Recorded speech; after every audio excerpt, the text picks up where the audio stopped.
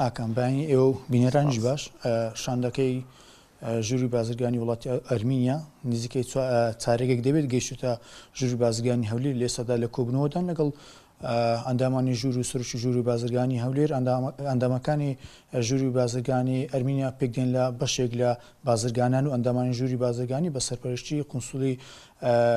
با بڵێن ئەرمینیا لە هەرێمی کوردستان بەشداری کۆبوونەوەکە دەکەن و بڕیارە لە دوای کۆبوونەوەکەش لە سەعات 12 بەشداری لە پێشانگای نێودەوڵەتی هەولێر بکەم بۆ کەلوپەلی کشتتوکاڵی و خۆراک و کشتتوکاڵی من لێستا کە دەمەوێت زانیاری زیاتر لەبارەی ئەو با بڵێن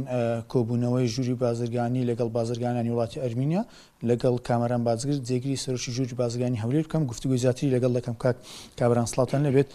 سپاس بۆ دەرفەتە ئەگەر پێمان بڵێ ماوەیەکە بەردەوام شاند ژووری بازرگانی وڵاتان بازرگان دێنە هەولێر و هەولێری پایتەخت و کۆبوونەوە لەگەڵ ئێوە دەکەن ئەمە چۆنە ئاماز لەو سەردانی و کۆبوونەوەوانە چی دەبێت بەتەواوەت ئەو کۆبوونەوەی ئەمڕۆکە لەگەڵ وڵات بازرگانانی وڵاتی ئەرمینیا ئەنجامتان داوە. بەیانی بینەرتان باش زۆر سپاس بۆ ئەم چاوپێکوتنە بەڕاستی خۆی لە خۆیدا سەردەها کە شاندەکان دێن سەردانمان دەکەن بۆ دروستکردنی پردەکانە ئەمڕۆژ کە پێشوازیمان کرد لە بالیۆ قۆنسڵی وڵاتی ئەرمێنیا کە چەند شاندێکی بازرگانی لەگە خۆی ناو بۆ ژووری بازرگانی پێشوازیمان لێ کرد و هەروە ئەوان ئەمڕۆ ئامادە دەبن لەکردنەوەی پێشانگای هەولێر کە ئەوان هاتوون بە چەندەها بازرگانی خۆیان ئەوەش پاش ئەو دیدارانە کە لە نێوان ژووری بازرگانی و لەگەر قۆنسڵی ئەرمینیا کراوە کە چەندەها جارە سەردانمان دەکات و بۆ بەهێزکردنی پەیوەندەکان نێوان هەرێمی کوردستان و ئەرمێنیا. گرنگی ئەو کۆبوونەوە چی دەبێت لەگەڵ ژوورە بازرگانی وڵاتانی دیکە بەتەبەتەوەی کە ئێستا وڵاتی ئەرمینیا کۆبوونەوە لەگەڵ ئێوە دەکات بازرگانانی چ سوودێکی بۆ هەرێمی کوردستان و بۆ بازرگانان دەبێتن؟ بەڵێ زۆر سپاس ئەمە وەکو ژووری بازرگانی هەموو شارەکان دەبینە پرت لە بینەوان بازرگانان و بازرگانانی وڵاتان ئەم دیدارەناش خۆی لە خۆی دەبێتە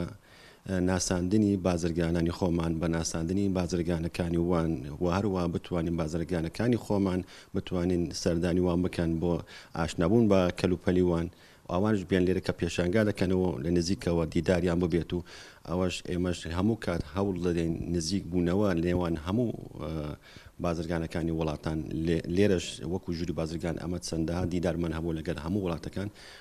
دیاریشە ئەمە ئامانجمانەوە بۆ نزیکردنی بازرگانەکانی خۆمان.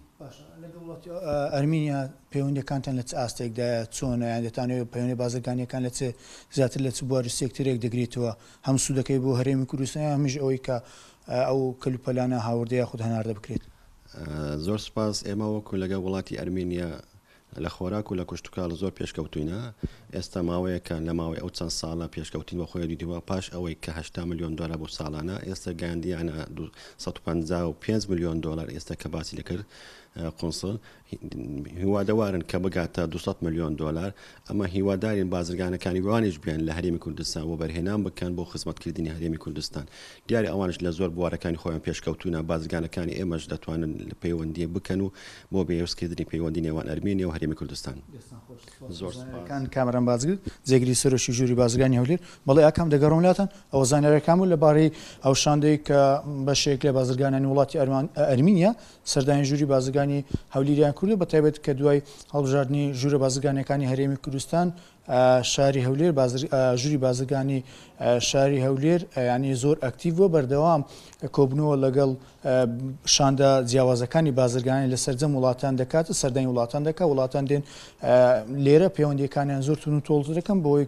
هۆی ئەوەی کە دەبێت ئەوەی کە قەبارەی ئاڵوگۆڕ یا هەمە هاوردە هەمە ناردە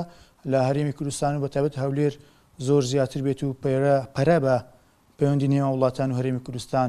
بدرێت.